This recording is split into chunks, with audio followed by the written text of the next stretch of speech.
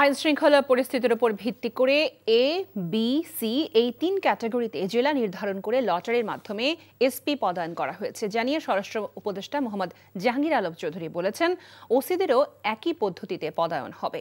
সচিবালয়ে বার্ষিক উন্নয়ন কর্মসূচি পর্যালোচনা সভা শেষে ব্রিফিংয়ে তিনি কথা জানান।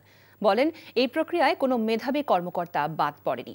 গ্যাসের দাম বাড়লেও সারের দাম বাড়ার কোনো সম্ভাবনা নেই জানিয়ে উপদেষ্টা বলেন, অন্তর্বর্তী সরকারের সময়কালে সারের দাম বাড়ছে না, দেশে পেঁয়াজের কোনো সংকট নেই, তাই পেঁয়াজ আমদানির অনুমতি দেওয়া হয়নি উল্লেখ করে তিনি বলেন, কিছু কুচক্রীর মহল পেঁয়াজ আমদানির জন্য চাপ দিচ্ছে।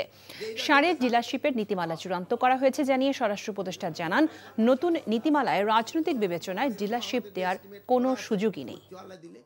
আপনারা জানেন, আমাদের কিন্তু এখন একটা যেইভাবে লটারি করার ওইভাবেই লটারি করেছি।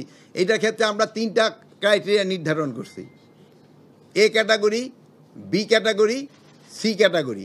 এটা করা হয়েছে জেলার আয়তনের বেসিস না, আমরা ওই আইন শৃঙ্খলা পরিস্থিতির উপর নির্ভর করে 18 জন আমরা উঠে আনছি।